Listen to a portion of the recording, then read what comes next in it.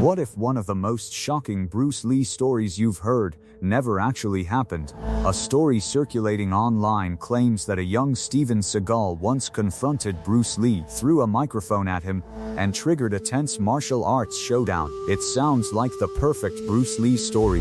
A young challenger, a legendary martial artist, a public confrontation, and a moment when everyone supposedly realized they had underestimated Bruce Lee.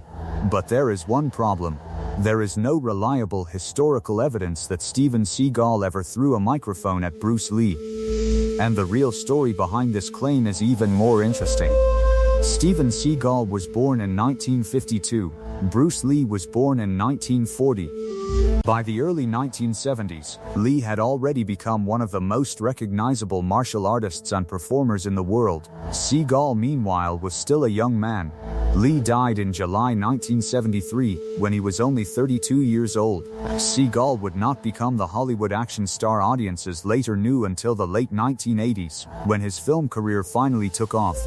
So when you see a story describing Seagal and Lee having some huge public confrontation involving a microphone, there is an immediate historical question: where is the evidence?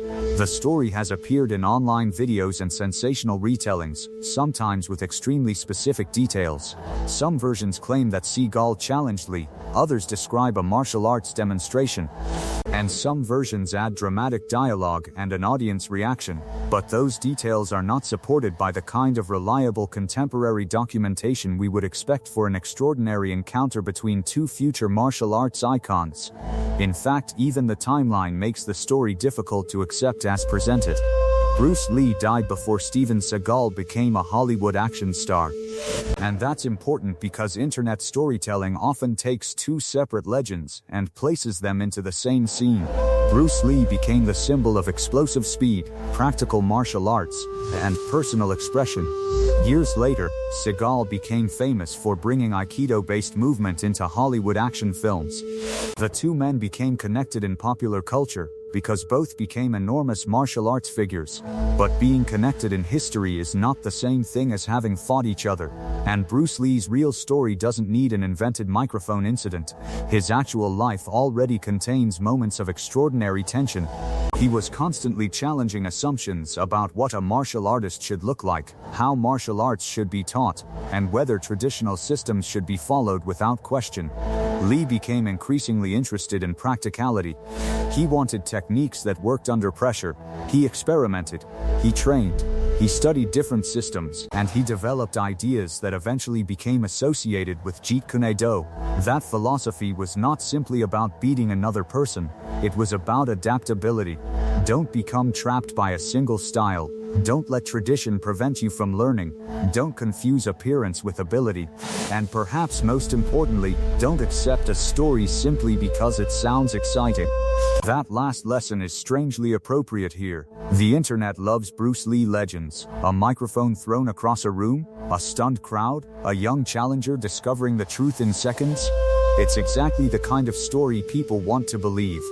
But Bruce Lee's real legacy is powerful enough without turning rumors into history. There are documented accounts of people challenging his abilities, including stories from people who worked around him and witnessed confrontations on film sets. Some of those stories are themselves difficult to verify completely, and responsible storytelling requires separating first-hand accounts from later legends. That's what makes Bruce Lee's legacy so fascinating. You don't need to invent a fight between Bruce Lee and Steven Seagal to make Bruce Lee look extraordinary. The real Bruce Lee was already extraordinary. He changed how martial arts were presented on screen. He challenged Hollywood stereotypes. He inspired generations of fighters and actors. And decades after his death, people are still creating stories about what might have happened if different martial arts legends had met.